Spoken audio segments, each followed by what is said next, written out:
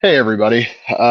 As you're probably figuring out, because you likely read LB's post saying it was just me this week, I'm Mongo. This is critical. I wish I would just get into the habit of pulling the link tree up because I don't remember how many episodes of this show we've actually done. But today, we're not going to be doing the fantasy booking of the theoretical 1995 WWF game if Acclaim for some reason did not choose to put out WrestleMania the arcade game.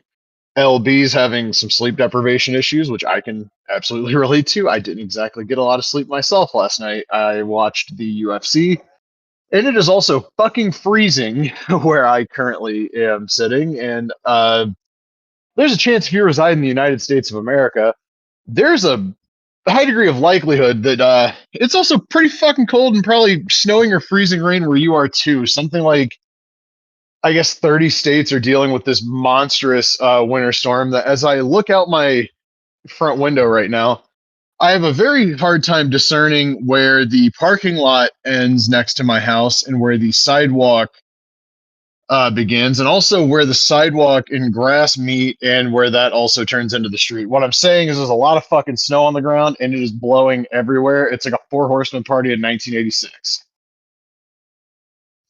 I decided when LB asked if I was good to record next week, I was like, "Are you cool with me recording a news update? Because there's a couple of things I think are noteworthy that we should cover." And he was like, "Yeah, sure." So the video game news for the week is going to go first. I'll talk figure news, and then I'll wrap it up with UFC was last night, the first Paramount show. I have thoughts on that. I watched a little bit of ZUFFA Boxing on Friday night. I watched the Montreal house show from 1994 that that got uploaded on Friday, which I now realize was because they were in Montreal. But the actual biggest news of the week is probably the WWE 2K stuff. But for the purposes of this podcast and what you've all been listening to me bitch about for the last almost 3 years now, news broke that Nik Sobic has parted ways with AEW. And there are people I talked to that were involved with Fight Forever on the AEW side that had become a little bit more talkative to me lately, but it was never anything hinting at anything.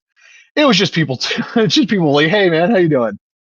And I reached out to one of them after the news broke, and they had thought the news had already broken, which is why they reached out to me, and they were confused when I didn't immediately go, "Fuck, dude, he got let go. He's gone." The reason Nik Sobic's name is relevant and why I've brought it up so much over the last 2.5 years is because everybody I talked to on both the AEW games and the THQ side pointed the finger, and you can probably guess which one, directly at him for every complaint you have about that game. The content deficiency in favor of things like minigames was 100% a Nik Sobic decision. The decision to ignore Brian Williams' post on the YUKES English AEW page about what the necessary features for a wrestling game are in lieu of what AEW thought the game should be was a Nik Sobic decision. I have said it for years now. They needed a Sanders Keel type in that position, not Nik Sobic, with Kenny Omega using Iwashida to like maybe suggest some things to the Yuke side. And so my immediate reaction when this news broke was maybe they'll have an easier time getting a fucking second game off the ground. He was the big stumbling block. The reports to Fightful about Ukes is going over budget and they tried to take advantage of Kenny Omega, those were specifically Nik Sobic complaints. Ukes did go over budget. I was told that by a lot of different people. But I was also told that a lot of the consternation on the AEW side was Nik Sobic being angry that Ukes wanted to make a fucking wrestling game first, and one that they knew would review well and would maybe bring some people into the fucking fold. They wanted to make that instead of what he was telling them to make. It's part of the reason why I was so hesitant to say, like, yeah, they should see about hitting up Spike Chunsoft. because as long as Nik Sobic was around, the AEW side was going to have all of their stupid ideas, and they were going to tell a development team, much like YUKES, but if they were working with Spike Chunsoft, they would tell arguably the greatest wrestling video game developer team you could put together right now, no, you're going to make what we want you to make. We don't give a shit what your opinion is. Nik Sobic is the one credited with saying people don't really use the create a wrestler feature that much, right? Nobody cares if you can share your stuff online. It sounds cartoonish and like I'm just making shit up to make this guy seem like an idiot. But those were quotes attributed to him by multiple people I talked to. And I actually forgot about this. There was a quote from him that was shared in the Observer story about his departure where he said, and I quote, "Not all development meetings are fun, but one of the best and most fun times was the brainstorming meeting for mini games. We came up with 100 ideas. I pushed so hard for Sheeta Slugfest. It made me happy that Adam Cole liked it too. That one was a little controversial, but it's my favorite. I'm not capable of being unbiased on that." So a couple of things. The most fun he had was coming up with the thing that everybody bashes that game for. The focus on these stupid, superfluous mini games that would have been perfectly fine if they were tacked onto a game that was feature complete. And that's what he's like the most proud of. That was the most fun he had, was coming up with the stuff that wasn't related to it being a fucking wrestling video game. And then the thing about Adam Cole, and I'm not dunking on Adam Cole because I think he's a shitty wrestler, but I genuinely need to ask. He came in a year into this game's development. He has no prior knowledge, as far as I'm aware, of game design. And it's not like it's Kenny Omega where it's his project and he's the guy that they wanted to be attached to their gaming brand. Obviously, Adam Cole became that guy, but why is Adam Cole sitting in on meetings for this game? Who else was in those meetings? I forgot about this quote about Adam Cole, and I forgot that I had heard he was around. And then I read it again. I was like, oh yeah, that's right. Yeah, no, he was there. Like they let everybody pitch ideas in from the AEW side except for the people that should have been pitching ideas. Aubrey Edwards shipped multiple console games, and the expectation was that she was going to be on Fight Forever at some point to help keep it on budget and get it out the door. She could have been their Sanders Keel. And they told her, no, you're going to do Elite GM. And then they pushed her over to another mobile game. They did not want her involved with the console game for whatever reason. And knowing what I know now, that was probably a Nik Sobic decision.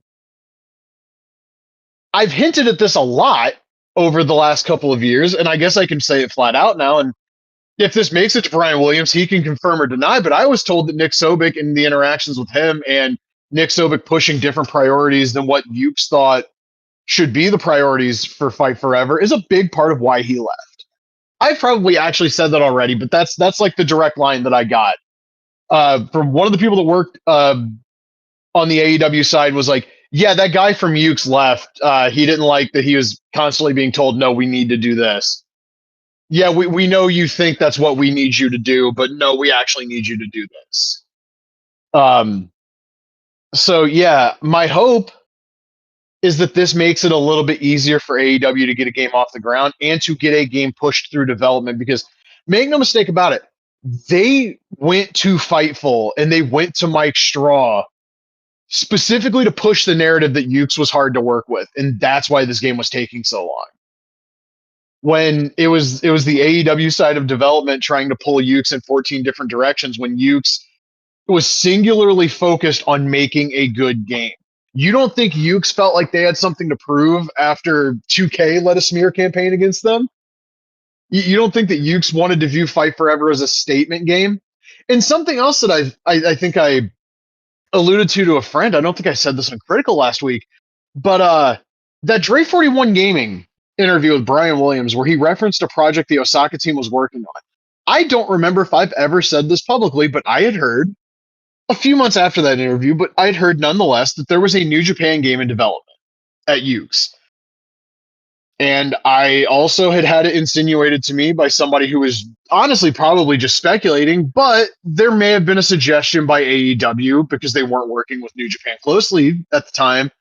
Like, hey, can you maybe focus on our game? Which I don't know that I believe that completely because Tanahashi said in like 2022, like I want to work with YUKES again. But it was what I had heard. YUKES had a second wrestling game in development. Whether it was actually a New Japan game or not, there's never going to be any sort of hard confirmation. But it was postulated, speculated that AEW might have played a role in it getting kiboshed. So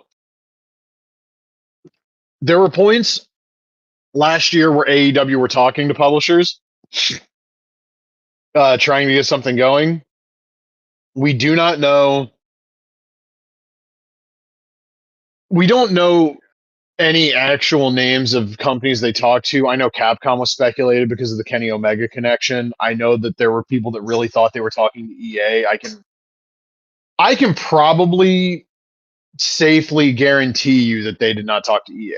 EA have made it somewhat clear that the only brands they want to be involved with are the number ones. And AEW is not the number one as far as wrestling goes. Now, could WWE head over to EA when the 2K deal is up? I mean, if something happens, maybe. But as I sit here right now, as I live and breathe, I don't think EA is getting in the wrestling business unless they get WWE, and I don't think WWE leaves 2K unless there's another 2K20 level disaster, and I don't think that's fucking happening. But all of this to say, Nik Sobic leaving is a massive positive in the sense that it might make them getting a console game off the ground. It also signals something I'd been hearing about AEW's quote unquote games division for a while. And that's basically that before Fight Forever came out, they knew AEW games as a label, as a brand, as a concept was dead. And,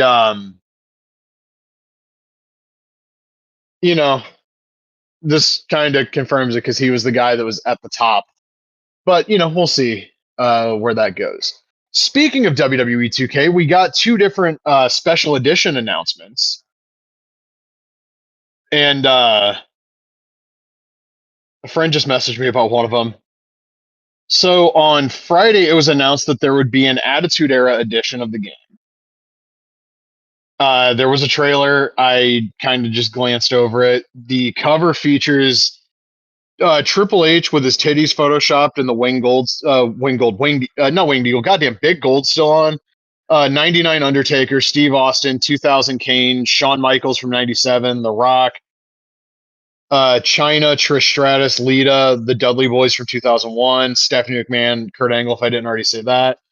And then the funnier cover to me is the Monday Night Wars edition. Now, the details of what these include have not been announced yet, but on the Monday Night Wars edition, you have Austin, Rock, Undertaker from 2008 for some reason, Triple H, Kurt Angle, and China.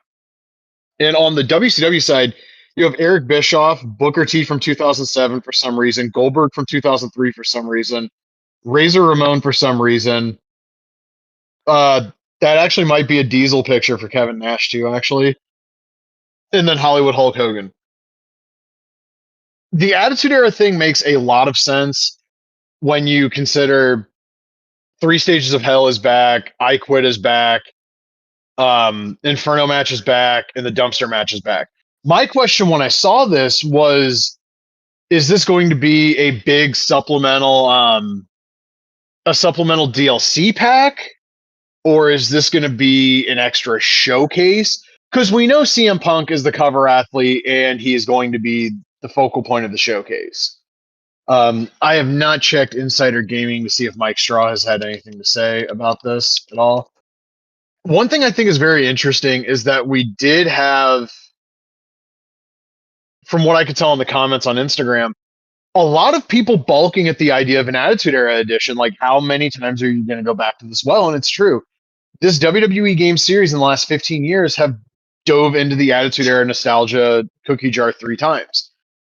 The last THQ game did it. The third 2K game did it. And now we're doing it again. If it's not a full-blown showcase, that's okay, that's something, I guess.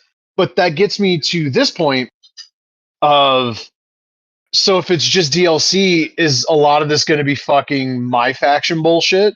And this goes for the Attitude Era edition and the Monday Night Wars edition. are we going to get so deep into we want you to play my faction and either grind for hours and spend real money that all of this content that's supposed to be premium content is going to be locked in that mode? I mean, maybe there'll be the persona cards that you can play in exhibition or general manager mode or whatever.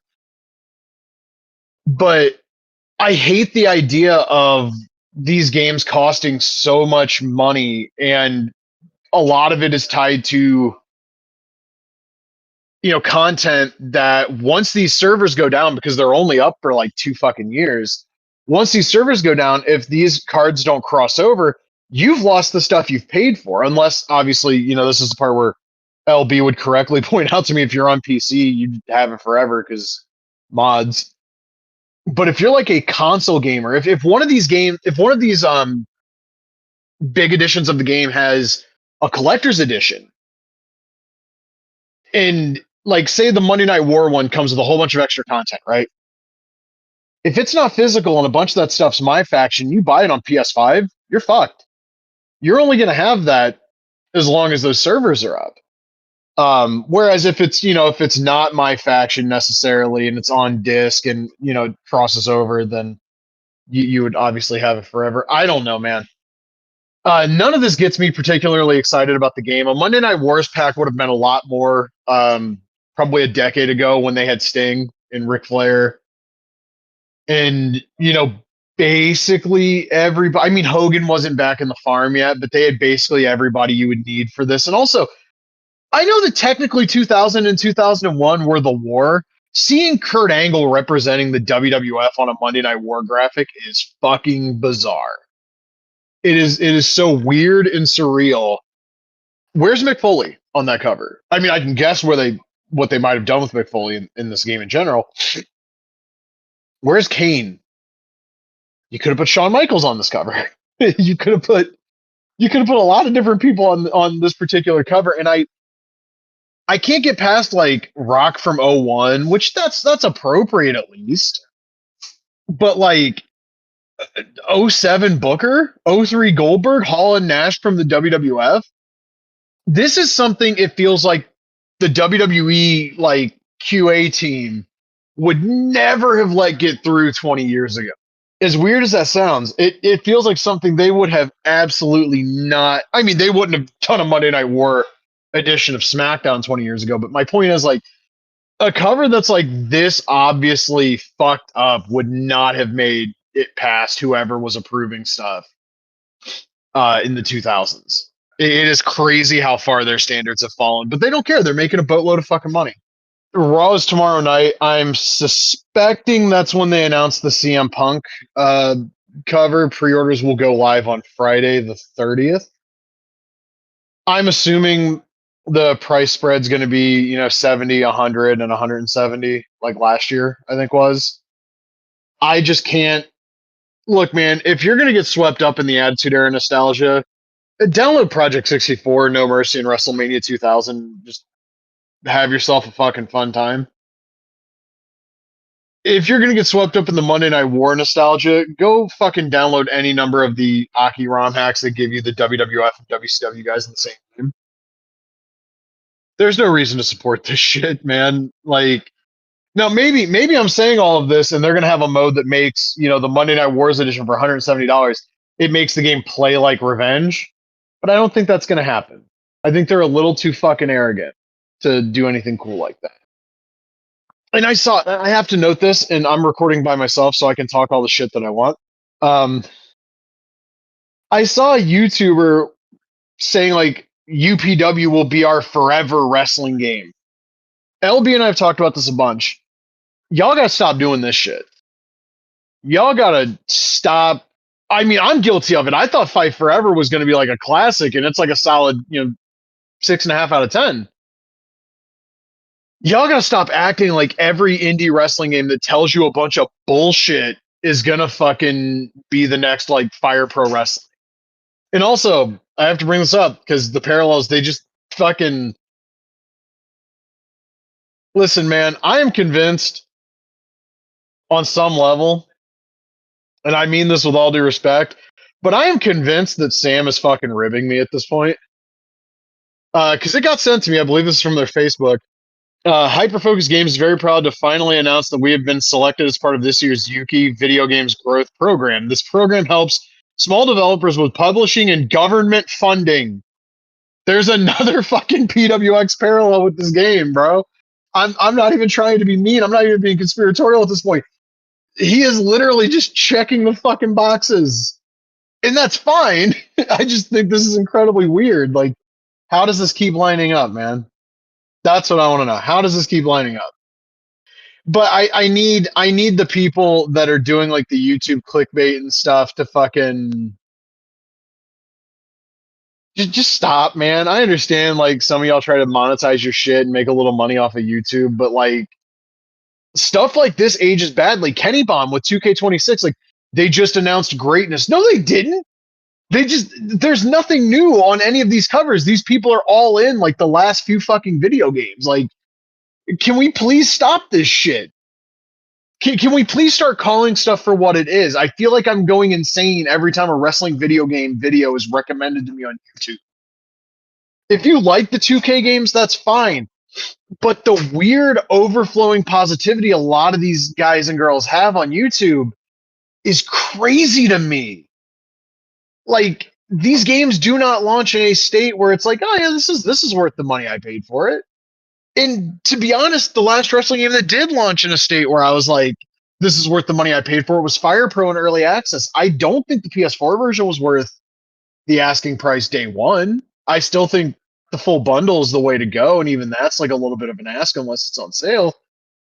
But like, as a guy who bought the most expensive version of 2K22, the most expensive version of 2K23, and 2K24, and hated fucking basically every one of those games except for like the few minutes the ramp cam and stamina off fucking had my nostalgia clouding my judgment with 2K24.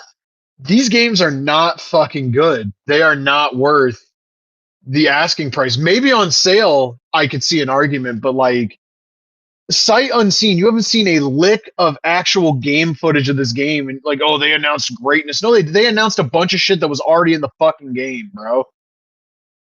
Give me a break. Like, oh, the sold out arena might be coming back this year. Who fucking gives a shit? Oh, they might bring back the Monday Night Raw arena they bewilderingly removed years ago. And that's like one of the big problems with modern sports games. They will take shit out just to add it back in a few years later and like claim it's innovation or like we listen to the fans. You don't listen to shit, man. Fuck you.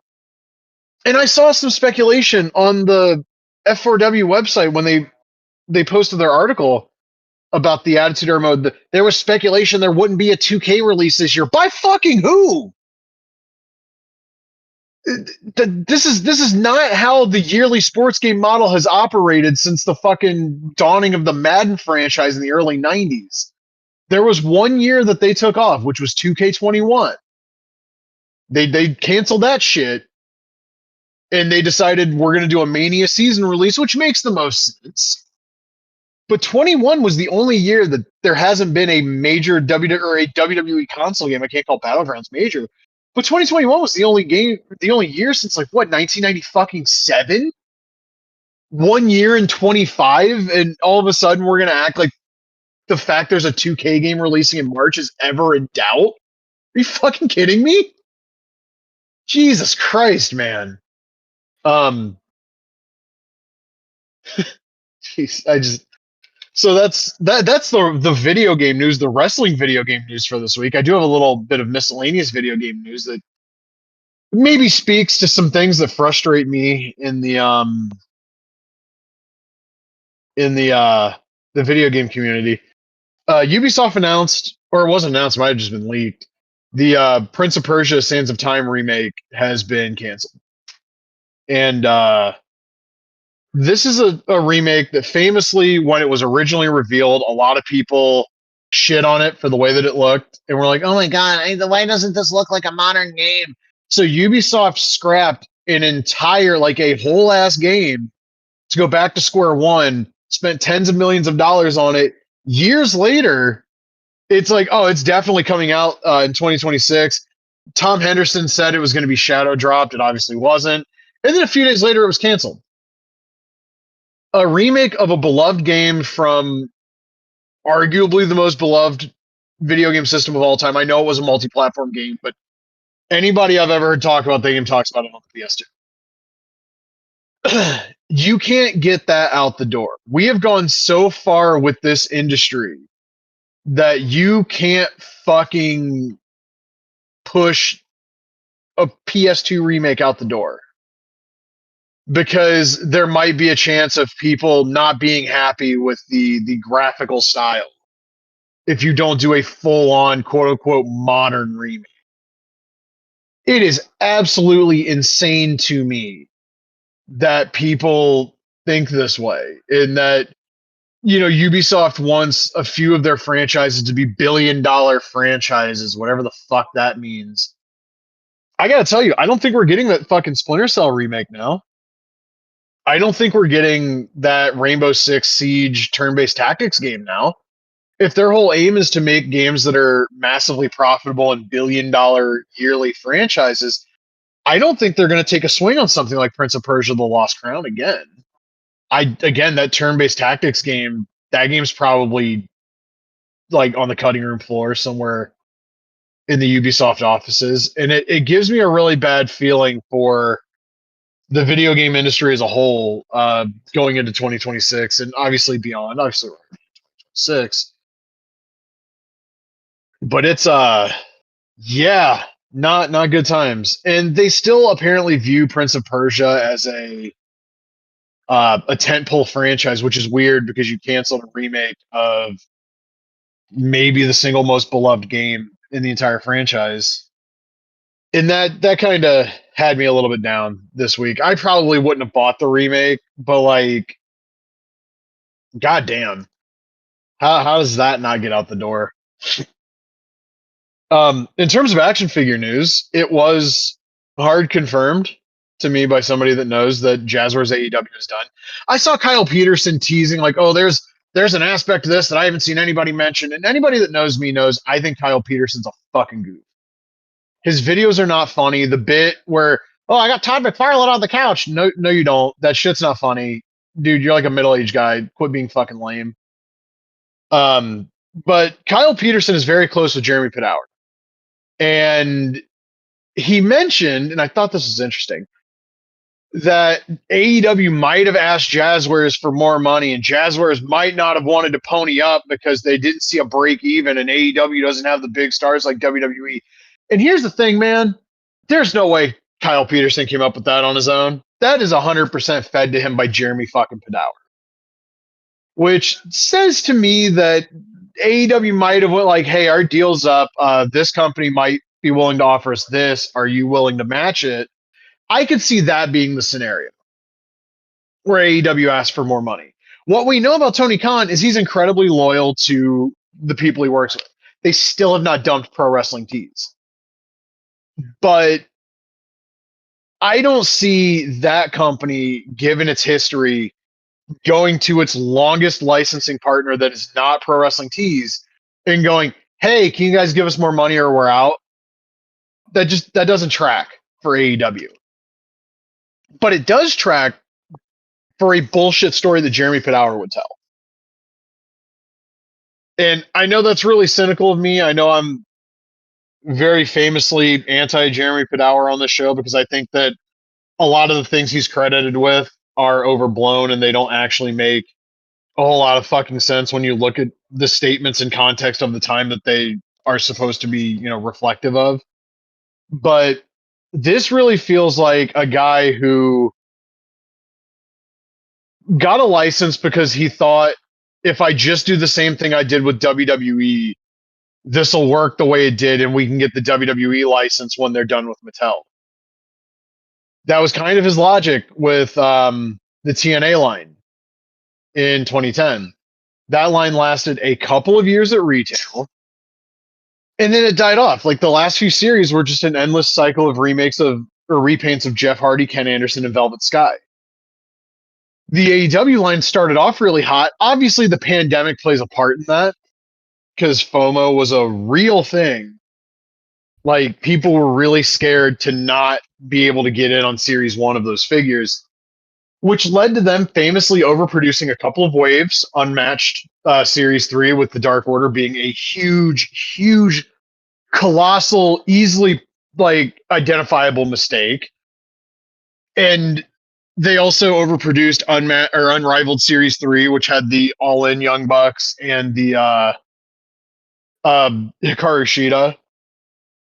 No, she wasn't. I'm sorry. Rio was in Series 3. Shida was in 6. I saw them both at the store so many times I thought they were in the same series. I'm not going to lie. Series 6 also got overproduced. That was a series where everybody was in like just black gear except for Shida, which feels like we're trying to save money on Deco. And then they underproduced, and there were, all the factory issues. AEW would sometimes take too long to approve samples and attires and stuff, and that's a problem. Jazzwares did not give a shit about that line once they started seeing the pictures of figures rotting on the shelves. Once those Walmart pictures hit and it was end caps of Riho or Nick Jackson or Matt Jackson or later on Shida or Nyla Rose or Lance Archer or the Full Gear 2020 Young Bucks or FTR. I mean, there were a lot of sets that just rotted at retail. I mean, 20 minutes away from the town where I work, there is a Walmart that still has unmatched Series 1 Britt Baker. And this is years after Jazzwares announced the buyback program where they were just going to come take the shit that was sitting there rotting and then put new stuff out. That didn't happen nationwide because it didn't happen in my area. You can't take anything Kyle Peterson says seriously. He's also the one that said that like clearly those Jazzwares molds were being used on the Ringside Collectibles Road Warriors. And I have those figures in hand, and they took a lot from Jazzwares in terms of the articulation scheme.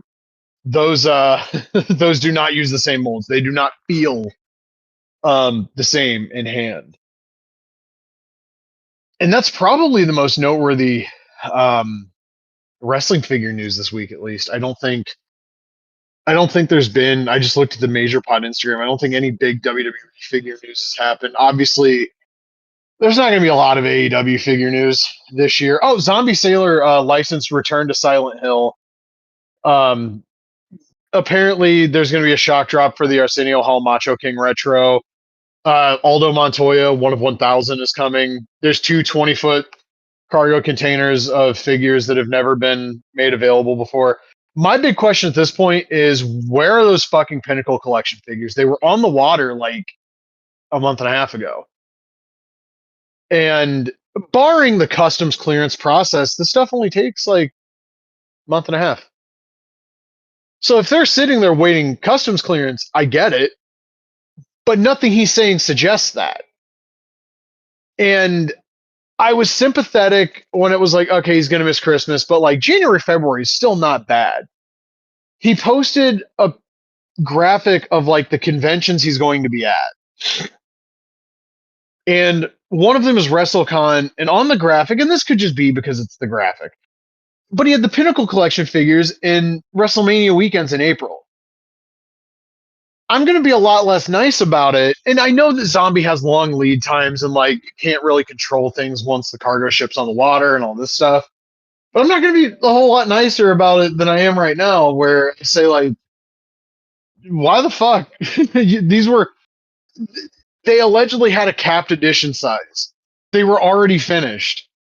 Why did it take this long? Like, I understand he also doesn't have high priority at the factory, but it's kind of frustrating when it's like, oh, here's Silent Hill Hasbro style figures, and here's fucking, I mean, I guess the Just Incredible is PJ, or not PJ Plot, that's his name, as Aldo Montoya thing. Like, he was supposed to be in the green card set when it came out. That I kind of get, but it's like, you know, can I see like a prototype of that Raven figure you teased? Can I see like a sample of New Jack, maybe, so we can figure out what shirt the figure is going to come with? Can I see an update on something that's not like the Hasbro form factor? Because at this point, I'm kind of burning out.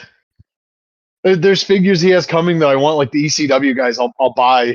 That's like a foregone conclusion. But like, can we get the ball rolling on some of this shit, man? Also, just dawned on me, the Road Warriors haven't gone out yet. So the Road Warriors haven't gone out yet. Pinnacle Collection hasn't gone out yet. Bloodsport and CM Punk are going out right now. Roadkill's about to be offered. There's like 125 of him left, according to Zombie Sailor in the broadcast channel.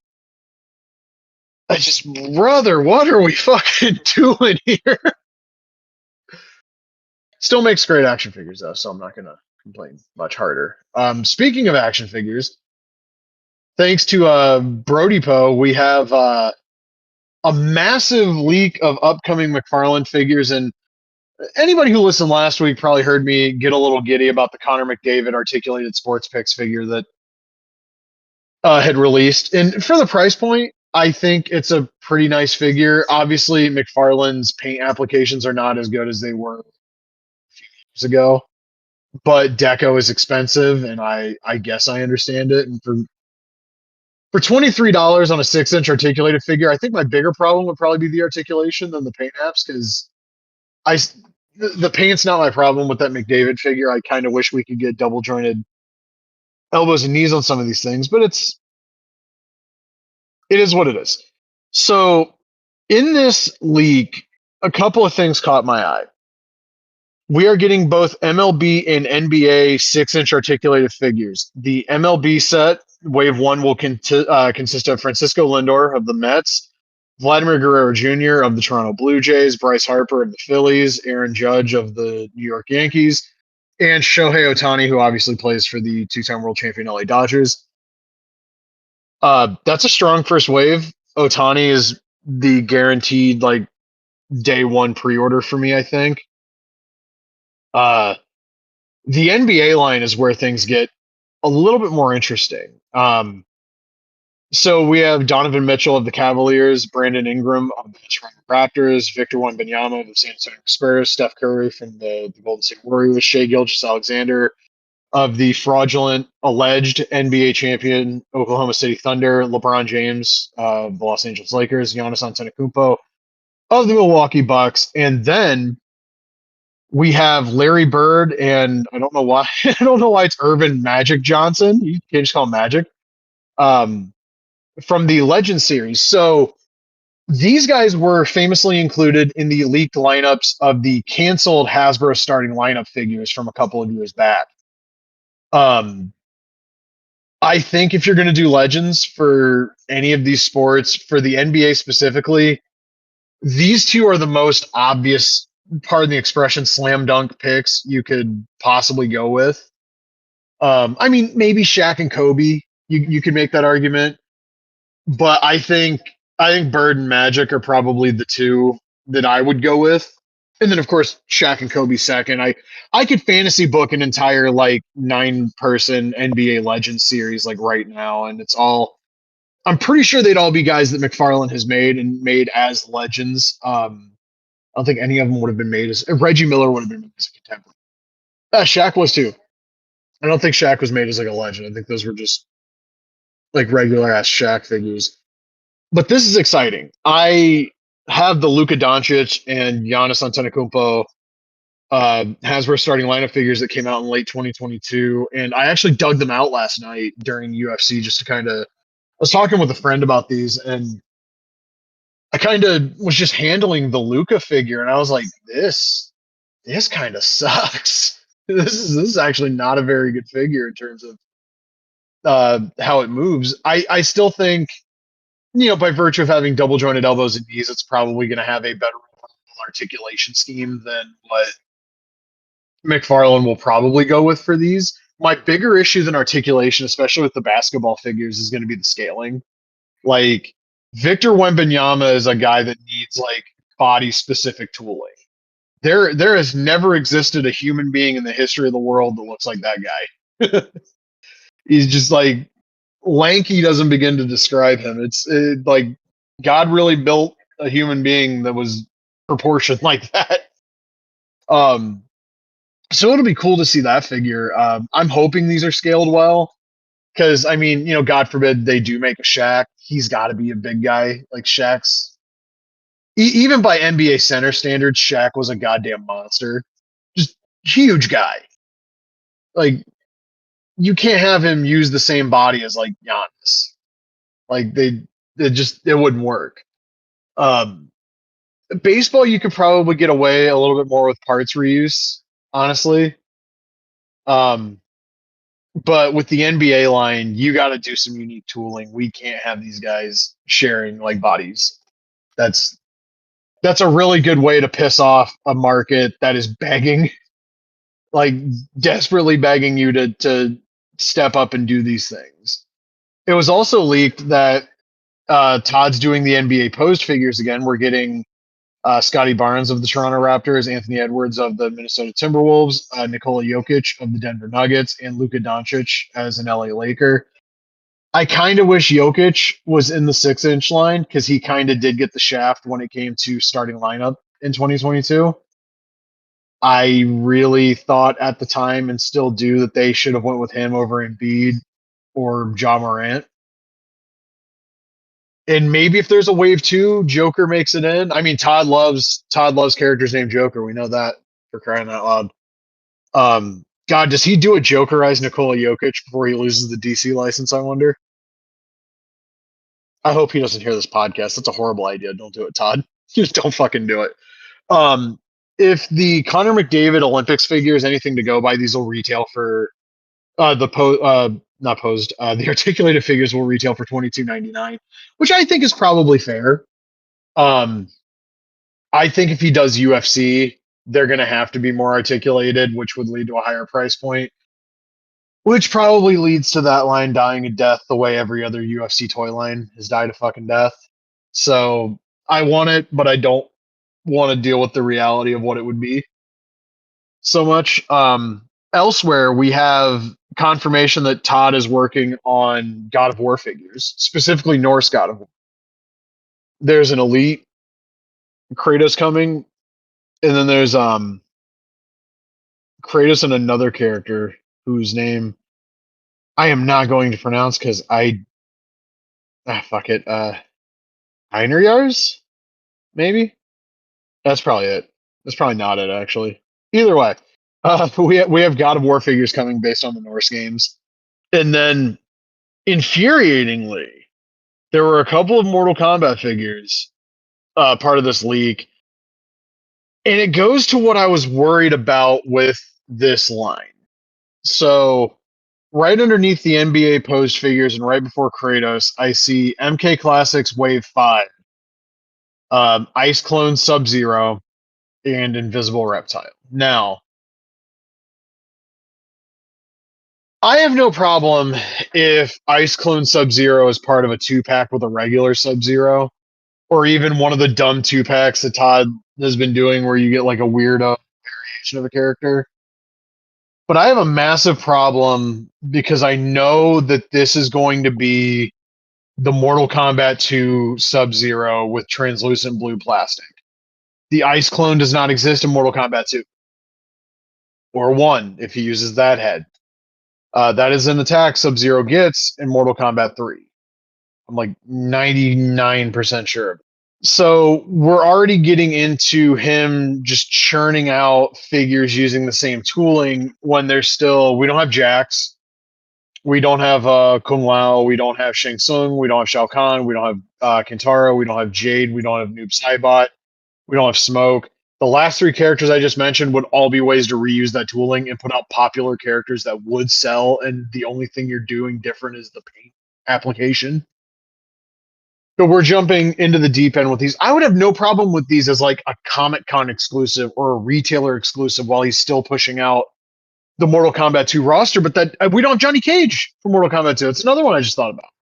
There's a huge amount of that game's roster, and for all of the shit people were giving Storm when Storm Arena was announced with Street Fighter Alpha 3, there has already been demonstrated a much greater like effort being put forward to complete that game's roster than Todd has shown to complete the Mortal Kombat 2 roster, which is a much smaller roster than fucking Street Fighter Alpha 3. So it's frustrating. I'm not a huge fan of the McFarlane Mortal Kombat figures. I made peace with like the articulation not being what it should be because these are technically based on real people because they're the digitized era games and like real people do only have so much mobility, so like okay, whatever, and that's just me coping. But like this is stupid.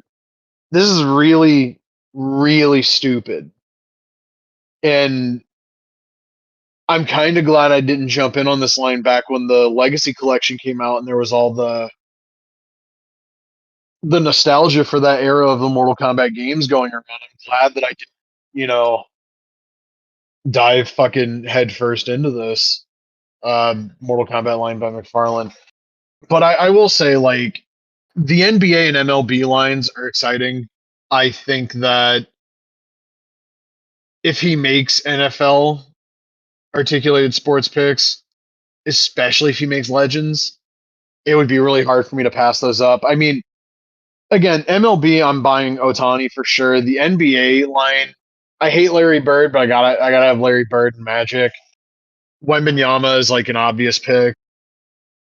I didn't get the starting lineup Steph Curry. That's another obvious pick.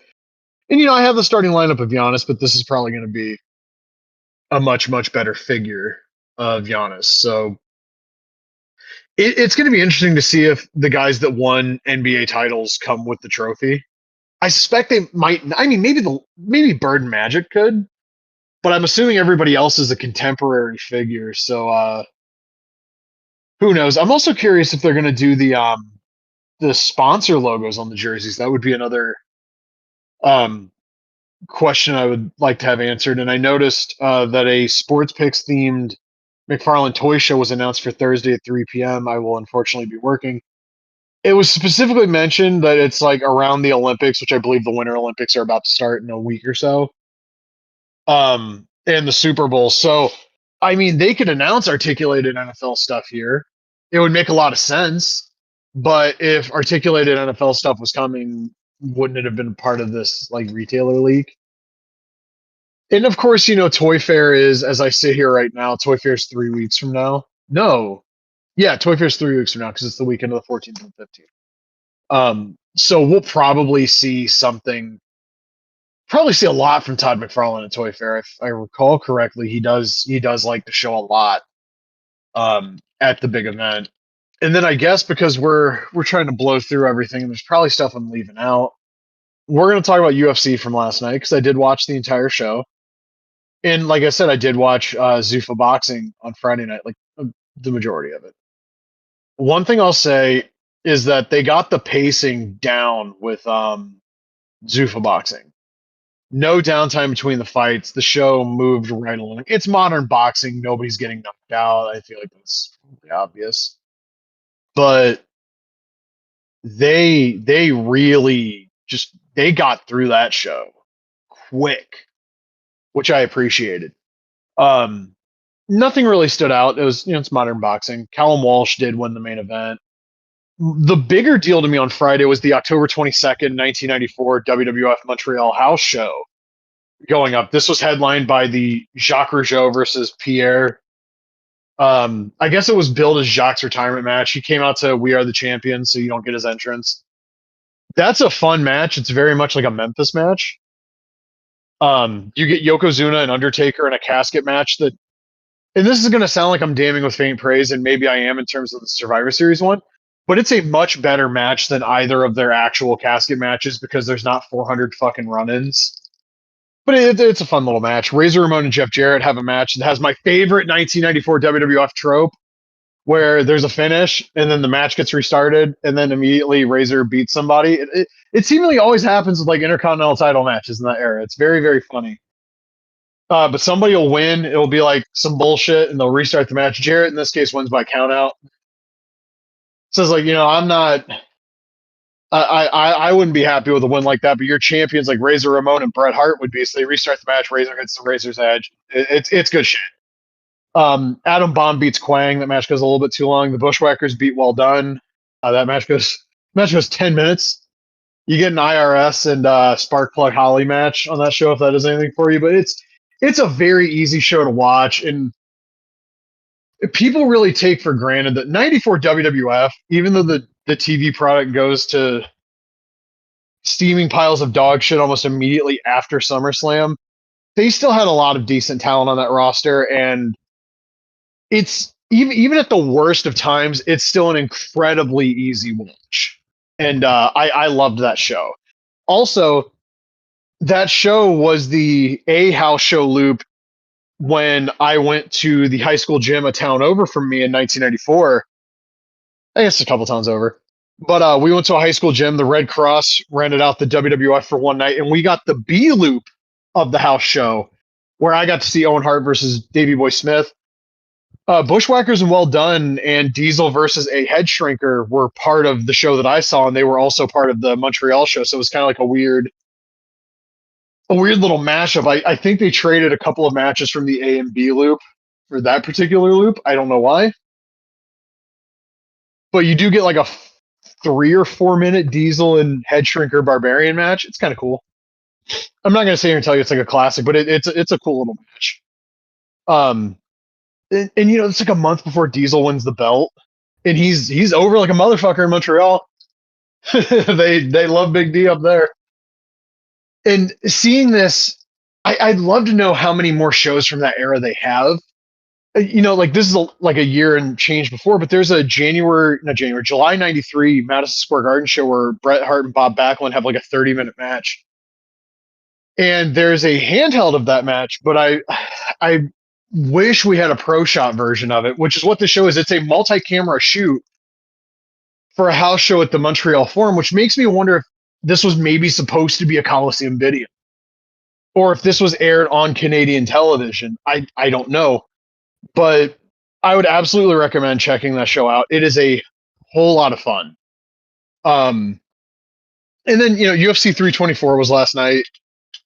The first show of the Paramount era, which had some of the annoying problems of the ESPN pay-per-view era, namely, motherfucker, we don't need 10 minutes between fights. I understand if you have to have ads. This is what I would suggest if you have to have ads. Cut out the pre-fight VTRs for everything that isn't the co-main event and the main event. I don't need the second match on a 5-match main card to have a hype video. I don't. I don't need Natalia Silva versus Rose Namajunas to have like a hype package. Just throw up the graphic, put them in the cage. And if you do a hype video, they don't need to be 5 minutes for every fucking fight. It adds so much unnecessary time. It was like 20 minutes before the first fight was in the cage. That used to not be an issue with these pay-per-views. They would do the intro, you'd have Face the Pain, they'd go to Goldberg and Rogan, they do a little bit, you get the first fight graphic, you might get like a 90-second VTR, and then boom, entrances. It was not 20 minutes into the show when the first fight was just going to the cage. That is ridiculous. It is insane, and it made that show a lot longer than it needed to be. And especially when you don't have the constraints of like, you know, we're on ESPN, we're on ABC, we're on Fox, we're on Spike. We have to fill the 2 hours. You don't have to fill shit, motherfucker. Get through the prelims. If the prelims are over, fucking start the main card. Fuck it. I don't mind if a fight card goes until 12:30 when they start at 9 o'clock, I guess. But I do mind if that card goes until, you know, 12:45 or whatever the fuck, and I could have been in bed by 12:15 if you would have just shaved off some of the unnecessary bullshit.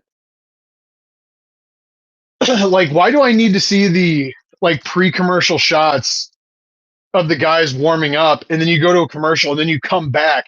It's like a 3-minute commercial break. You come back, and there's a 3-minute VTR, and then another commercial break because you don't want to air their entrances. It was silly. They did add like a $25,000 finish incentive. So the first 3 fights of the night all were buzzer beaters.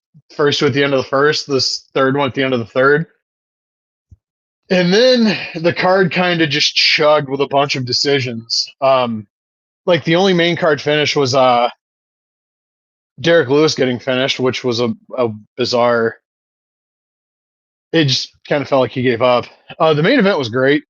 I know Josh Barnett said it was like the worst main event in a long time, which I saw his reasoning. Somebody linked me to it, and I used X cancel to fucking look through. They sent me the X cancel link, I guess would be more accurate. And I looked through the replies, and I get it that like if you thought they were tentative and they didn't fully utilize their skill sets, I get it. My counterpoint to that is Justin Gaethje made good on his promise to dog walk Paddy Pimblett. He beat the shit out of that guy for 5 rounds. Patty, I could make the argument 1 rounds 3 and 5, but like he got the ever loving shit beat out of him. He also got poked in both eyes. He also got kicked in the balls once. They were doing everything last night. It was hell of a fight. Gaethje's going to advance to fight Ilia Topuria. And I think this whole thing of champions fighting once a year and the idea of I'm going to take off, 7 months before this because reasons. He just doesn't want. Topuria doesn't want to fight Arman Tsarukyan. That's what it is. But I said it to a friend last night during the show. Like they show Chuckle down the crowd. That guy wouldn't have let a divorce get in the way of his fucking training. He would have been like, "You need me in 6 weeks, great," and he would have made it somebody else's problem. And I kind of miss that era of fighters that you would see Chuck Liddell a couple of times a year. You would see George St. Pierre a couple of times a year. You'd see Anderson Silva like 2 or 3 times a year. And now you don't see the most popular fighters 2 or 3 times a year usually. You see them like once. And it's not because the sport's any more dangerous than it used to be, at least from a spectator's point of view. It feels like people want to prolong their careers, which is great. You should always strive to do that, if you're making a lot of money, but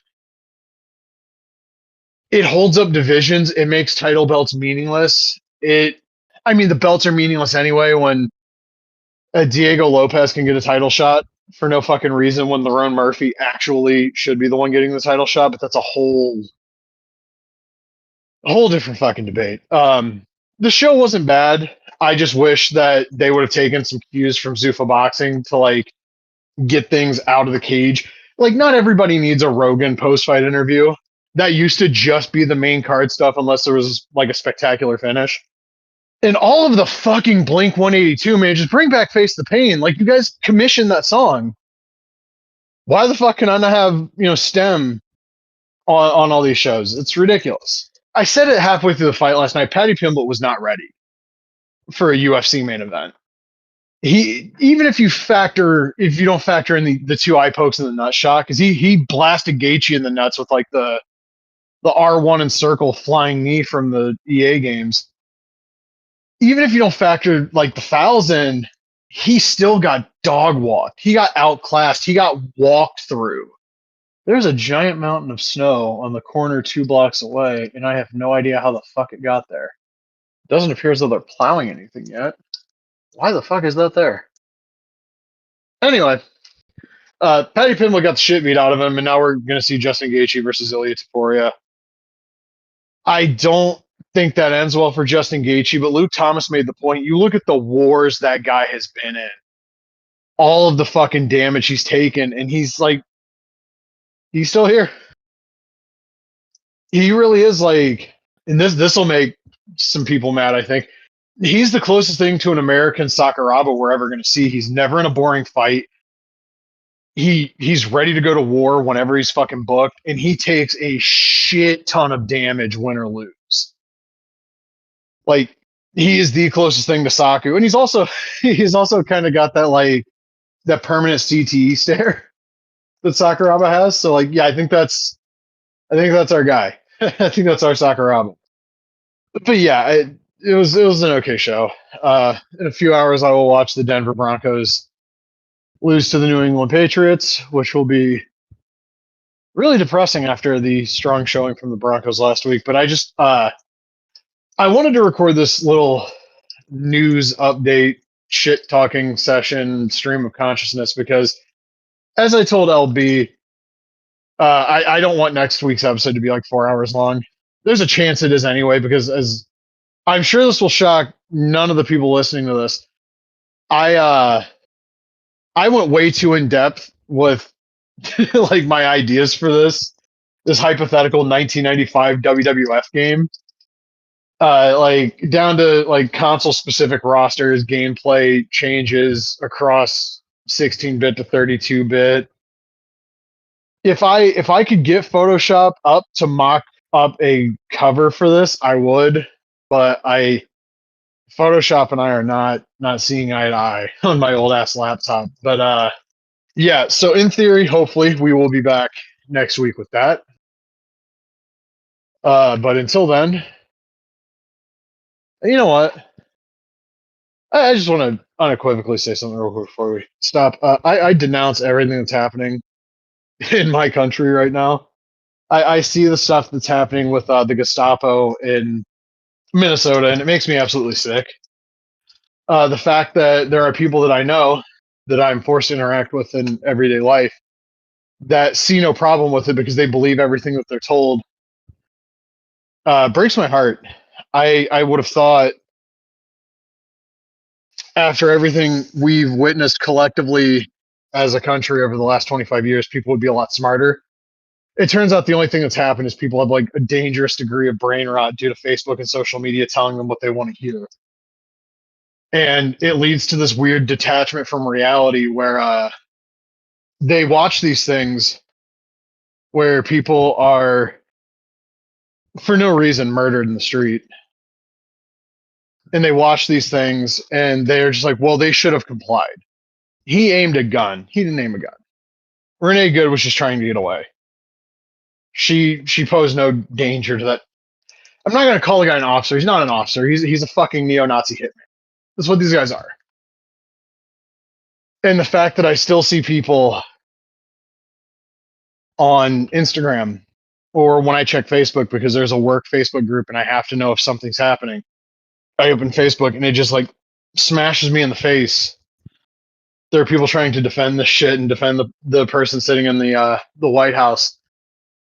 And it's disgusting. I hate it. This isn't the way things are supposed to be. If you believe the lie that we're all told when we're kids about what this country is, this isn't what it's supposed to be. But the cold hard reality is this is what it's always been. And I didn't vote for this. A lot of my friends didn't vote for this, but because a large group of people apparently overlooked all of the warning signs because they wanted to be able to say slurs and be bigoted without judgment because the culture had shifted. This is what we've got. And man, if you're in another country and you're watching the bullshit going on here, I need you to understand there's a sizable portion of us that are not okay with this.